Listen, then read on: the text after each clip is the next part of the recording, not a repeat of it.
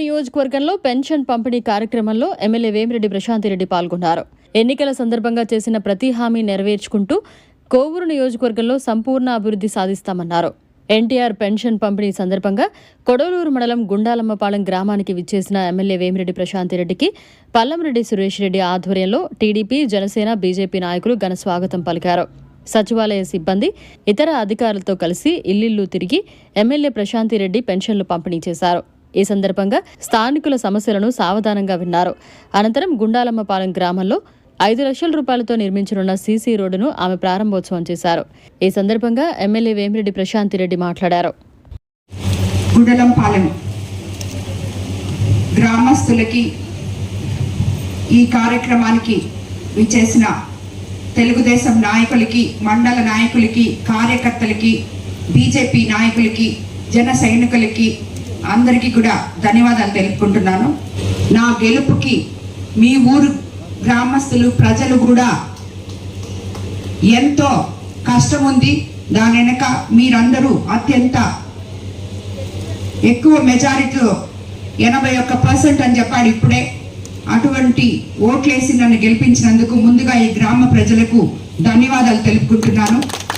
గతంలో ఎప్పుడూ లేని విధంగా 1వ తేదీ కల్లా 4,000 పెన్షన్ అందుకోగలుగుతున్నాము. అదేవిధంగా ప్రతి నాయకుడు ప్రతిసారి ఇప్పటికి మన ప్రభుత్వం అధికారంలోకి వచ్చి 11 నెలలైందా ప్రతిసారి ఒక కొత్త గ్రామంకి వెళ్ళి ఆ ప్రజల్ని కలుసుకొని ఆ గ్రామంలో సమస్యలు తెలుసుకోవడం జరుగుతుంది. ఎలక్షన్లప్పుడు మాటిచ్చి ఎలక్షన్ తర్వాత మిమ్మల్ని మర్చిపోయే విధంగా కాకుండా ఎప్పుడూ నిత్యం ప్రజల్లో ఉండాలనే కోరికతో ప్రజా సేవ కోసం వచ్చిన నాలాంటి నాయకులకి ఇది గొప్ప వరం అని చెప్పాలి. మొదటిసారిగా మన ప్రభుత్వం అధికారంలోకి వచ్చినాక 15th ఫైనాన్స్లో సర్పంచుల అకౌంట్లలోకి నిధులు వస్తున్నాయి. అదేవిధంగా ఒక ఎమ్మెల్యేగా నేను కూడా మీ ఊరికి పనులు చేయడం, నిధులతో చేయడం మొదలు పెట్టాము. దాంట్లో భాగంగానే ఈరోజు మనం ఒక సిమెంట్ రోడ్ ఓపెన్ చేసుకోగలిగాము. రాబోయే రోజుల్లో మీకు మాట ఇచ్చిన విధంగా కాలువలు తప్పకుండా చేపిస్తాము. వెంటనే ఎక్కడ ఇన్ఛార్జీలు లేరు, ఇన్ఛార్జీలు ఉండేది ఇన్ఛార్జీలు కాదు వాళ్ళు. ఎందుకంటే గ్రూప్ రాజకీయాలని నేను ఎంకరేజ్ చేయను కాబట్టి మిమ్మల్ని అందరినీ సమన్వయపరచడానికి, నాయకుల జోబీలో నుంచి డబ్బులు ఖర్చు పెట్టకుండా 10 మందికి సాయం చేయడానికి మాత్రమే వాళ్ళు ఉన్నారు. కానీ ఎవరి మీద పెత్తనం జలాయించే ఇన్ఛార్జీలు మన కోవూరు కాన్స్టిట్యున్సీలో లేరు.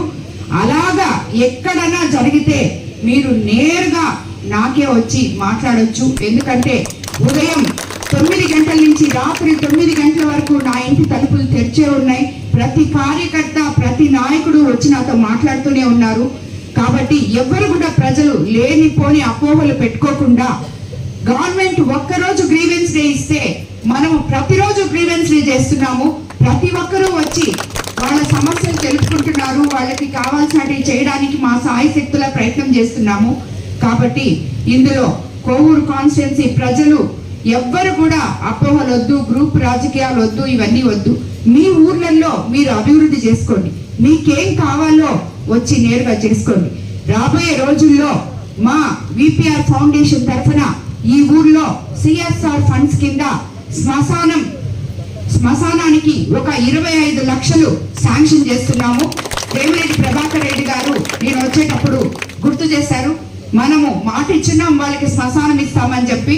కాబట్టి తప్పకుండా ఆ గ్రామస్తులకి ఏదో ఒకటి చెయ్యాలి అని చెప్పారు.